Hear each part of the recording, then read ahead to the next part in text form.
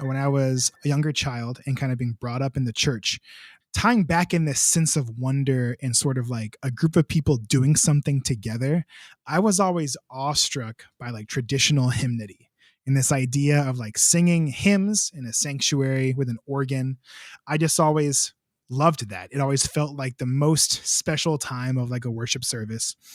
And now as an artist, there are certain elements of hymnody as like a musical genre and a construct that just manifest themselves all the time, like very literally in my creative work. So things like non-syncopated melodic lines, or how I voice chords, or how I think about like progressing through text or something like that. And I see it happen all the time. I mean, I think I've probably written like more hymn tunes than pieces, but the hymn tunes just kind of end up in pieces, but they're not really called hymn tunes. And so that's like a really important part of what I do. Along with that, one thing I love about hymns is that you have these different verses, right? You are singing through all the verses, and even if the melodic shape is the same, we have different words that are sung. And a bit like how a hip hop artist might kind of alter their flow to fit certain kinds of words, in hymn singing, that melodic line changes like depending on the word that you sing. And so this idea of like having something that gets repeated over and over with these small changes until it has kind of reached max capacity has also been really important for me. And so in my music, I like to take these really simple, small structures and kind of blow them up until it's just done. And when it's done, like the piece is done. And so those two things are probably slightly more technical than what you were sort of asking about. But in terms of just like some compositional process stuff, I would say that those two things are really important as pillars in my work. I think it's so cool that like you can draw that thread back to like your childhood and the music making that we started this conversation talking about. I mean, that's always fascinating to me. So I probably like I don't, at least like what I know you for, like the work that you do is your work with Ben Loory. And Mm. so of course we can't have this conversation without touching on this. So can we talk a little bit about your collaborations with this writer, Ben Loory? How did your relationship with Ben begin, and how have your projects together enhanced your music? Because I imagine that these types of collaborations, I mean, every time I collaborate with someone, it's like the best possible version of my music. Yeah, so Ben Loory and I, oh boy, Ben. I love Ben with my whole heart. So I first heard of Ben Loory when I was on the way to my first graduate school interview. I flew into Chicago, and then my brother drove me out to Ann Arbor for an interview at the University of Michigan. And it was on Valentine's Day. And as we were in the car driving, we turn on NPR, and it was on the program This American Life. And Ira Glass gets on there, and Ira Glass, he's like, and for our next act, we have Act 2, and it was called Cold Stone Dreamery, and I'm going to feature author Ben Loory reading his story, The Duck. It was not exactly that, and that was kind of like a bad impersonation of Ira Glass. But anyways, and so then Ben Loory, he gets on this on the radio, like broadcast, and he reads a story called The Duck. And in The Duck, I'll kind of give you like a brief synopsis. There's a duck who falls in love with a rock. And then there's a whole bunch of other ducks in the kind of duck group who sort of make fun of him for it. Because, he loves a rock. Like, how are they going to have little duck babies? Like, it's so silly. He loves this rock. But there's a girl duck who didn't laugh and who kind of felt a mixture of like compassion and like sympathy, but also, I don't know, just like a very earnest kind of care for this duck. It's like unclear if it's love or something, but there's a girl duck who kind of is concerned for this guy duck, and she says, "Hey, I have an idea. What if we were to go and push this rock to a cliff, and then we push the rock over the cliff, and then rock is gone?" And so the guy duck thinks about it, and eventually he says fine, because he wants to kind of get back into the duck crew, right? So all the ducks sort of come together, because ducks are all brothers when it comes right down to it, and all the ducks kind of work together, and they push this rock to the cliffside, but it's kind of a long way away, and so most of the ducks leave. So it's just the guy duck and the girl duck, and they get to the cliffside, and the girl duck asks, like, "Are you ready?" what's going to happen. And the guide dog says, I don't know. And so they push this rock over the cliff. And as the rock is falling, it sort of turns into this beautiful gray bird.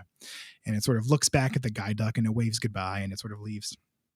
And the girl duck is like, what? And the guide duck is like, I mean, yeah, obviously. And so they kind of go back into like the little duck area. And then all the other ducks, are kind of stammering like, what happened? What happened? And before the guide duck can speak, the girl duck says nothing. It fell. So anyways, I heard this story and I was like, Andy, my brother, Andy Hudson. I was like, Andy, I have to set this story like to music right now. And he was like, okay. I mean, sure. I mean, I don't exactly know, like this Ben Loory guy seems kind of famous and you're not even a grad student yet, but like, yes, go set that story. So I do what you do. And I tried to social media stalk this guy, Ben Loory. And I tried to find out, who do I email? Who do I call? How can I get a hold of this person? It turns out it's hard to get a hold of like a famous author. They have a lot of layers of people before you like get to them. And I had no success for a year. And so I start my graduate program. And then one day, almost a year later, after I first tried to get a hold of this guy, I get this call from a Los Angeles number on my phone. I answer it and I was like, hello. And there's kind of this like raspy voice on the other side of the line. It's like, hi, is this Nathan? And I'm like, yeah, sorry, who is this? And he's like, I'm Ben, the duck guy. And I was like, oh my gosh. And so anyways, he and I started talking and I don't know what it was, if it was just fate or something, but in this first half-hour conversation just became like the best of friends. And we scheduled some trips to Los Angeles and I ended up getting the rights like to set his text, The Duck, like to music, and ended up flying Ben out to New York for the premiere. And we had kind of a concert tour like around Manhattan where we did like The Duck and then like a few other pieces. And then he read some stories and it was just the most amazing thing. It was, I had done a lot of collaboration with like ensembles or with like a performer, but I like hadn't done a ton of interdisciplinary work up to this point. And it was just really crazy to like work with another living artist who's not a musician at all on this musical product. And so after The Duck, there were like a few kind of like initial recordings and like other performances of it. It got to where I was almost done with my doctorate and I had asked Ben, I was like, hey, I would like to do another collaboration for my dissertation, but I would love something original, which, it's a little bit like being a composer. If someone asks like, hey, can you just like write me a piece for this thing? Like, it's not always so easy, but Ben was like, yeah, I like have some stories that I had sort of started that I didn't know like where they were going to go. He's like, let me go revisit some and we'll talk soon. Anyways, he sends me an email like a few months later with 2 drafts of 2 different stories. And one of those stories, God, I was just immediately smitten with. Like when I first read it, I like ugly cried and I was just like, oh my gosh, this story is amazing. And I was like, hey, like, could I use this text, God, for my dissertation? And he was like, sure, let's do it. And so that was our sort of second bigger collaboration.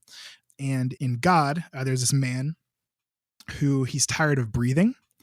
And so he goes to see a doctor and he says, hey, I want to stop breathing because I don't have control over breathing and I want to always have control. And this doctor says, well, if you stop breathing, you'd be dead. And so the man goes home and he thinks for a while and he ends up taking the necessary steps. And so then he wakes up in heaven and he looks around and he looks down and he sees that he's still breathing. His chest is moving in and out. And he's like, what the heck? And so he goes to an angel and he's like, hey, who's in charge here? And an angel says, oh, it's God. And the man says, okay, well, where does this God live? And the angel's like, oh, he lives up there on the hill. And the man asks the angel, well, okay, what's God like? And the angel says, well, he's benevolent, but kind of strict. And so the man goes up to God's house and he knocks on the door. And God answers. He had been watching TV. And so God answers and says, hey, like, what's the problem? And the man says, well, the problem is that I'm still breathing. And so God says, you don't want to be breathing. And then as the man's kind of like complaining about this, God reaches out his hand and grabs the man's hand and begins to squeeze really hard. And the man, as he's sort of like getting frustrated, he realizes he can't speak anymore. And God sort of throws him out of heaven. And then God goes back inside to keep watching TV. And so the man is now falling from heaven back to earth. And then through just the act of falling, the wind sort of gets forced back into his body. And he realizes he can breathe. And he's so thankful to be alive. And he starts singing this song about just everything, his favorite car, his snacks, a girl he dated in high school, his cat, all these things. He begins to sing, and he sings this song, but then he looks down and he sees the ground, and the ground is getting bigger and bigger and bigger. And the man knows that when he hits the ground, he's not going to wake up in heaven this time. And so he sings. And then when he's out of words to sing, he hits the ground. And then in the story, it ends with the line, but in the wind his song continued on. And I mean, it's an amazing story. And so that was our second collaboration, God. And then after I wrote God, we sort of realized, we kind of talked around it for a while, like we kind of have a lot of music that we've sort of written together, with The Duck, which is quite long. It's like 24 minutes. And then God is like 15 and a half or 16. And there's a piece called Music for Falling and Flying, which is written in response to a story of his called The Well. And then a piece of mine called Brace Yourselves for clarinet and piano, which is sort of loosely inspired by his story called The Squid Who Fell in Love with the Sun. And I was just like, we kind of have a lot of music. We should make an album or something. And we just kind of had talked around it for a long time, because it's really hard to record a CD, as you know. And so nothing really happened for a long time until about a year ago, when he and I were talking, and we just kind of decided this is the time. And up to this point, he and I had done a few different concert tours, and I had him out for various premieres of this music. And I mean, he's really become just a mentor and a friend and a loved one in the truest sense. And so then I began the process of recording a CD, and it comes out soon. That's sort of how Ben and I got started. Well, it's a remarkable story, and hearing you talk about it, I mean, I'm kind of wondering, had you ever set any text to music before you contacted Ben, or did you? Because I mean, if not, then this is the most intense version of jumping into the deep end in that regard, working with an author. So to answer your question, I had never written for voice before. Wow. Which kind of sounds crazy. I had never done it. I didn't really have an interest in it. I wasn't being commissioned to write for voice when I was in grad school. There were other things that were happening. And so then with Ben, that was my first kind of exploration. And because of that, a bit like how I mentioned earlier, how my piano music isn't pianistic, well, my vocal writing was definitely not particularly vocal. And a part of it also is, if you've ever read any of Ben's stories, he's not a librettist. He's a storyteller, yeah. Right? And one thing that I really wanted to do with our bigger collaborations on The Duck and God was I didn't want to alter his stories at all, because they're so unique, they're so human, they're visceral, they're whimsical, they're happy, they're sad, they're everything in between.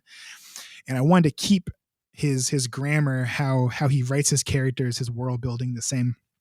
And so I did. And I set the entirety of both stories, no text editing, outside of just some things that get kind of repeated a few times. And it yielded some really interesting shapes in the voice. And what's been really cool is each time I've gotten to hear these pieces performed, and at the recording session recently, just talking with the vocal soloists about how it's not like anything else they've sung at all, because Ben's collaboration with me was more the result of the pieces was more just a byproduct of us getting to know each other. Right. So he wasn't in there saying oh, I think at this moment, it has to be the flute doing this thing, or I want the male voice to do this here and this here. I just got to know Ben, and we just hung out, and the music sort of came from that. And there were some choices I made that that were surprising to him. And there were some things that, he said about his stories sort of after I finished a piece that were surprising to me. And I think that it made our collaboration just really fresh and interesting. And the vocal writing is interesting. Both pieces are scored for piano plus percussion, with the duck having a baritone soloist and a soprano soloist, as well as all throughout the duck there is narration that is either from one person, or on the album you're going to hear it sort of be from the members of the ensemble, but kind of like voiceover narration. In God, it's for piano plus percussion, and then a baritone voice and a bass baritone voice.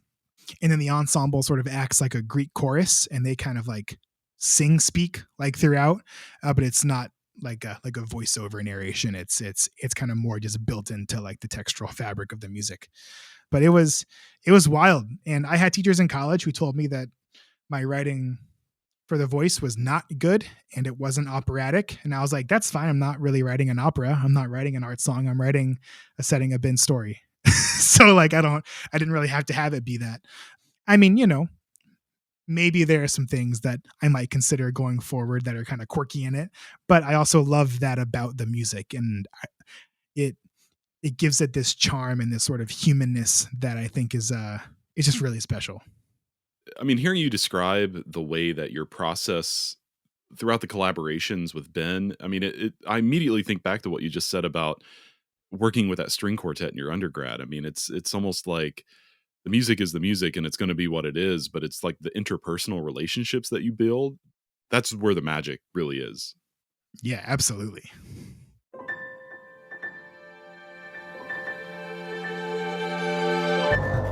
Thank you so much for tuning in to Micromaker by Loose Leaf Transmissions. We hope you enjoyed this brief glimpse into the inner workings of the creative life. If this resonated with you, be sure to check out the full conversation on Music Maker with Tyler Kline, a podcast exploring craft and process, philosophy and inspiration, and the honest, often messy parts of being an artist, creative uncertainty, purpose and identity, and resilience. You can find Music Maker wherever you get your podcasts or by visiting musicmakerpodcast.com.